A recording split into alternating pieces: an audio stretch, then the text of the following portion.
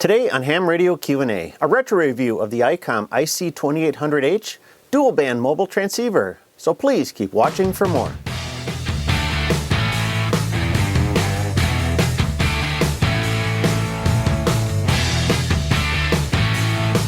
Hi, I'm Michael, KB9VBR, your host for Ham Radio Q&A.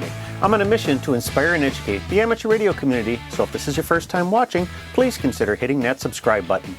Well, if you were starting out in amateur radio back in the late 90s or early 2000s, you'd certainly remember this radio.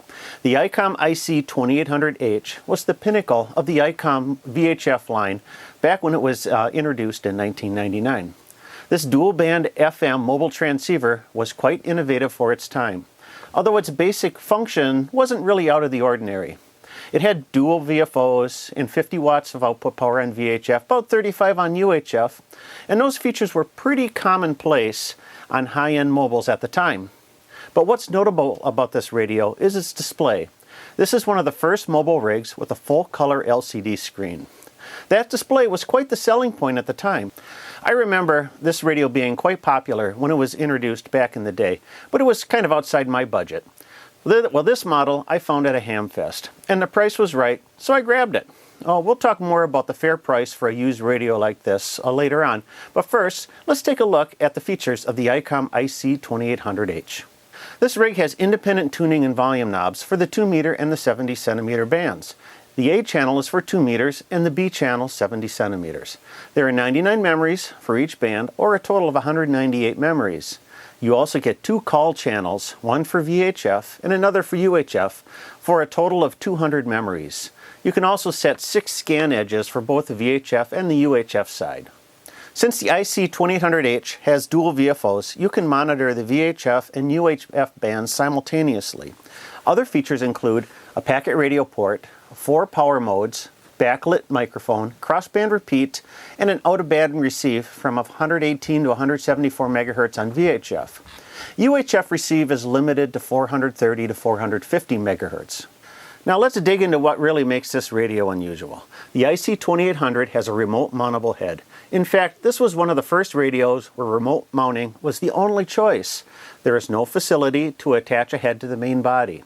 There has been plenty of removable head radios by this time, but this rig started the trend of the remote mounting only option. Of course, if you find this radio on the used market, it may be missing the brackets. Fortunately, the screw on the control head is a standard 1/4 inch by 20 screw, so you should be able to find plenty of mounting solutions that will work with the head. Since I'm using this radio in the shack, I just got it mounted on a small Joby tripod. Next up is the head itself. It is a full-color TFT LCD screen. The colors may look a little garish and the resolution rough, but this is 1999 technology and the concept itself was pretty new and exciting. By today's standards, the screen is a little on the dim side, but it is quite easy to read. What I like about the control head is that the speaker is built right into it. No external speaker is necessary. Your audio is front and center with the control head. So let's dig into the operation of the radio. There are 6 knobs, 3 for each band to control the channel, squelch, and volume. There are also 8 buttons, 4 on each side to control various activities of the radio. Switching between VHF and UHF is as easy as pressing the uppermost button labeled main. Giving a long press activates the second function of the button. On the lower right of the radio is a change lock button. This is where you can step through more features of the radio. This makes moving through the menus quick and somewhat intuitive. And then finally, the power button, you can find that on the lower right-hand side of the radio. Next up, the craziest part of the screen is that it has a composite input. That's right, you can watch video on your IC2800 control head. I'm not sure if there's a practical use for the composite input at that time.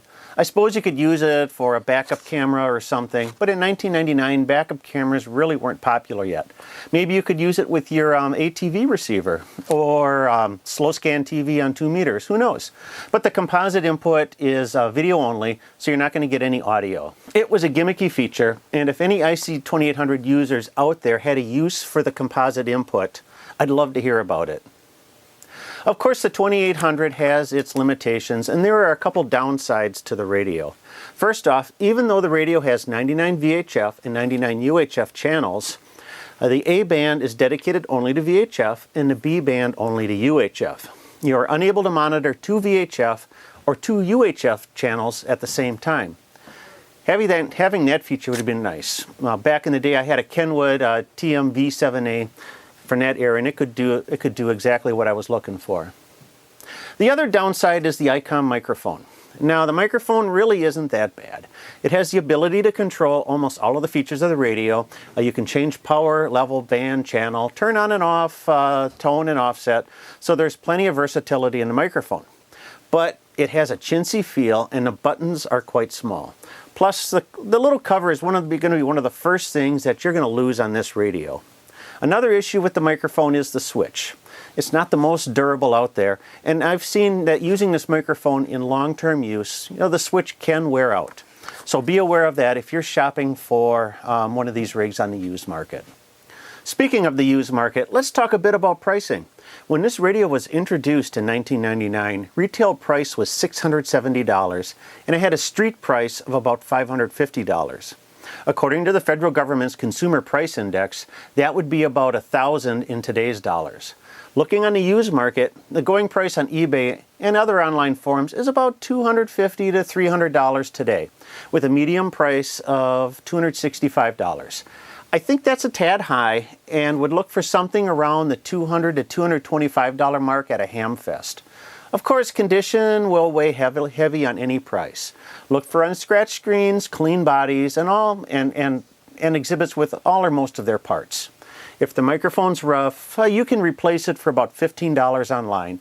So don't let a dirty or damaged microphone keep you from making an offer on a used unit. Now, technology really has driven down the cost of new amateur radio gear. So you really need to ask yourself if buying a 20-year-old FM rig is worth it. And in a sense, it is, as this radio still has better receive sensitivity and intermod rejection than many of the modern Chinese transceivers today that rely on direct conversion technology. If the price is right and the condition is good, I'd recommend picking one up. So do you have any questions about the ICOM IC2800? Any memories of this radio? Please leave them in the comments below. I'd love to hear them, and I'll also answer any of your questions, and I'll highlight a few of the best ones in my monthly question and answer videos. Well, for more articles and information, be sure to check out my blog at www.jpol-antenna.com. Your support of this channel drives the production of future videos, so if you like this video, give me that big thumbs up, and also check out some of the other videos that are suggested alongside here. And don't forget to hit that subscribe button. Pressing subscribe is your way to be notified when future videos are released. Well, I'm Michael, KB9VBR. Thanks for watching. Have a great day, and 73.